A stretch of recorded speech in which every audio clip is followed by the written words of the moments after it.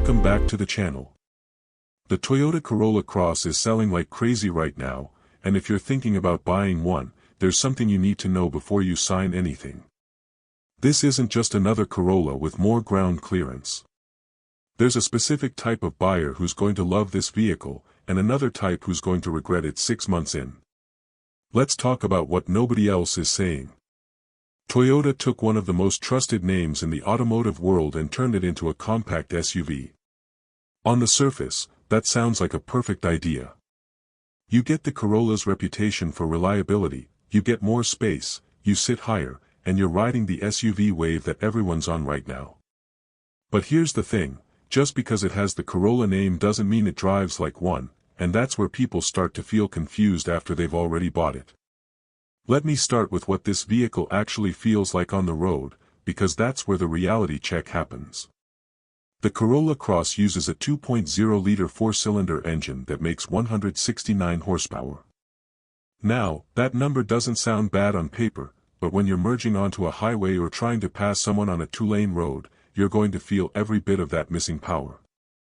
This isn't a gutless car, but it's not quick either. It feels adequate for city driving, fine for daily errands, but the moment you ask it to do more, it hesitates. And this is where most reviews don't tell you the full story. If you're coming from a sedan, especially a lighter one, you're going to notice the difference immediately. The Corolla Cross weighs more, sits higher, and has more body roll in the corners. It doesn't feel planted the way a Corolla sedan does. Toyota tuned this for comfort, not engagement. The steering is light, the suspension soaks up bumps pretty well, but you're not going to feel connected to the road. And for a lot of buyers, that's actually fine. But if you're someone who enjoys driving, even just a little bit, this might start to feel boring faster than you expect. Here's what buyers usually get wrong. They think because it's a Toyota and it says Corolla, it's going to feel as nimble and responsive as the sedan. It doesn't. It feels more like a RAV4 that got shrunk down, but without the RAV4's extra power or refinement. So if you're cross-shopping between these two, understand that the Corolla Cross is the budget-friendly option, and you're going to feel that in the driving dynamics. Now let's talk about the interior, because this is where Toyota made some smart choices and some frustrating ones. When you first sit inside, it feels modern enough. The layout is clean, the materials are decent for the price, and everything is exactly where you'd expect it to be. Toyota's interiors aren't flashy, and they're not trying to be. They're designed to be functional and durable, and that's what you're getting here. The front seats are comfortable for most body types. They're not heavily bolstered, so you're not getting a lot of side support, but for commuting and road trips, they do the job. The seating position is higher than a sedan, which is one of the main reasons people are choosing this over a traditional Corolla. You get better visibility, it's easier to get in and out, and it just feels more substantial.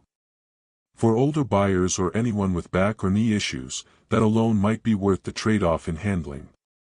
But here's where it gets interesting. The back seat is spacious enough for adults, but it's not as roomy as you might hope for an SUV. Legroom is decent, headroom is fine, but if you're regularly hauling 3 people back there, the middle seat is going to feel tight. This is a compact SUV, and Toyota didn't stretch the dimensions just to make the spec sheet look better. They kept it small, kept it efficient, and that means compromises. Cargo space is another area where expectations don't always match reality. You get about 25.5 cubic feet behind the rear seats, which expands to around 66 cubic feet with the seats folded. That's more than a sedan, obviously, but it's less than a RAV4, less than a CR-V, and even less than some competitors like the Mazda CX-30. If you're planning to use this for camping trips, moving furniture, or hauling sports equipment regularly, you might find yourself wishing you had just gone with something bigger. And this is where most buyers make a mistake. They assume that because it looks like an SUV, it's going to have SUV-level cargo capacity. It doesn't.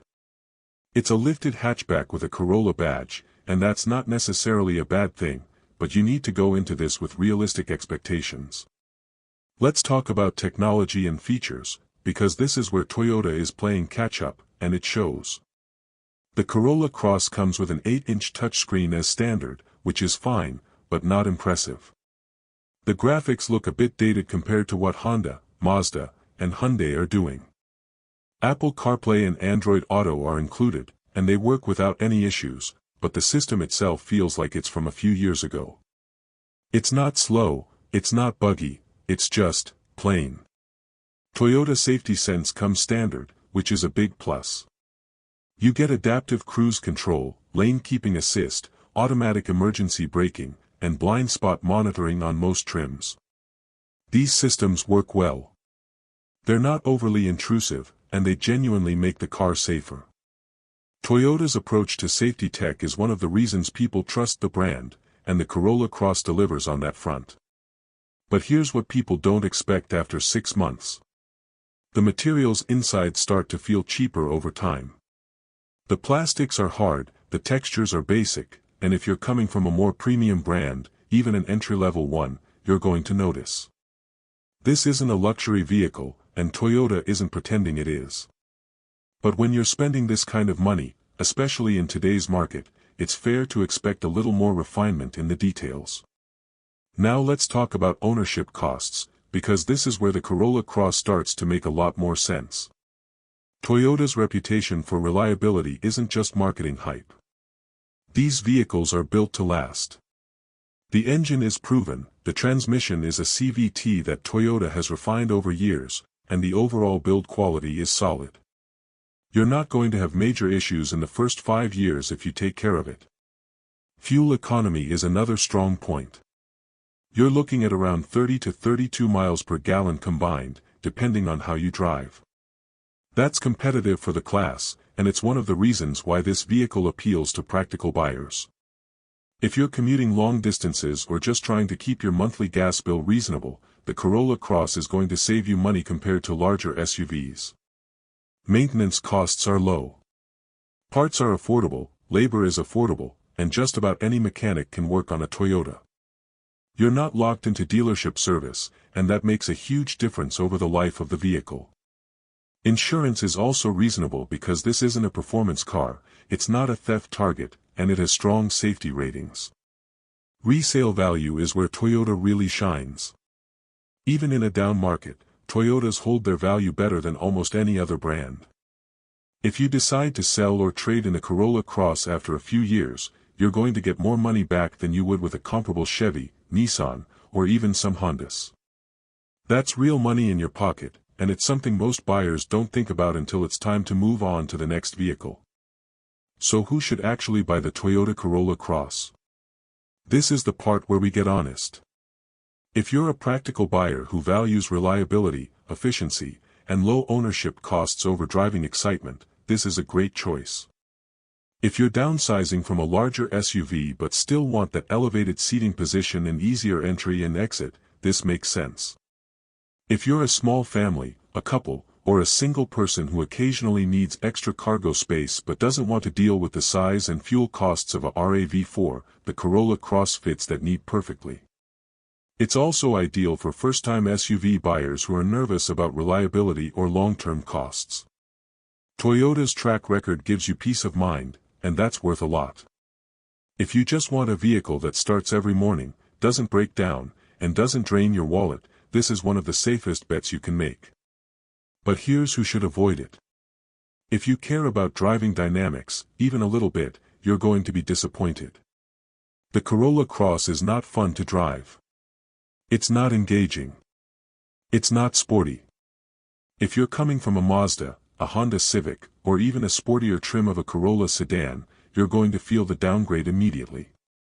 If you need serious cargo space or plan to haul people and gear regularly, this isn't enough vehicle. You'll be constantly playing Tetris in the back, and that gets old fast. If you want a more refined interior with premium materials and modern tech, you're going to feel like Toyota cut too many corners. And if you want any kind of towing capacity, look elsewhere. This isn't built for that. Also, if you're cross-shopping this against the RAV4 and you can afford the extra few $1,000s, I'd seriously consider spending it. The RAV4 gives you more power, more space, more refinement, and it doesn't feel like a compromise. The Corolla Cross exists because Toyota wanted a cheaper entry point into the SUV market, and that's exactly what it feels like, a budget option. Here's the bottom line. The Toyota Corolla Cross is a smart, sensible, reliable vehicle for a specific type of buyer. It's not trying to be exciting. It's not trying to be luxurious. It's trying to be practical, affordable, and dependable, and in those areas, it succeeds. If that's what you need, you're going to be happy with this purchase.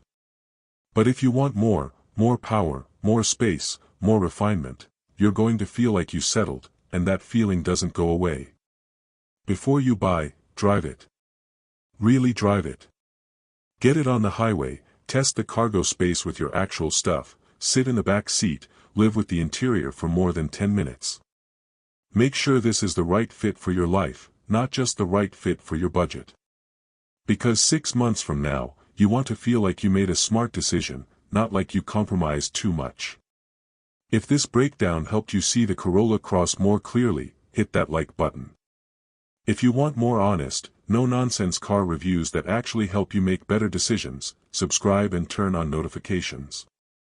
Drop a comment and let me know what car you want me to cover next. Thanks for watching, and I'll see you in the next one. Also watch another Toyota car video on right screen and maybe it's better than this one.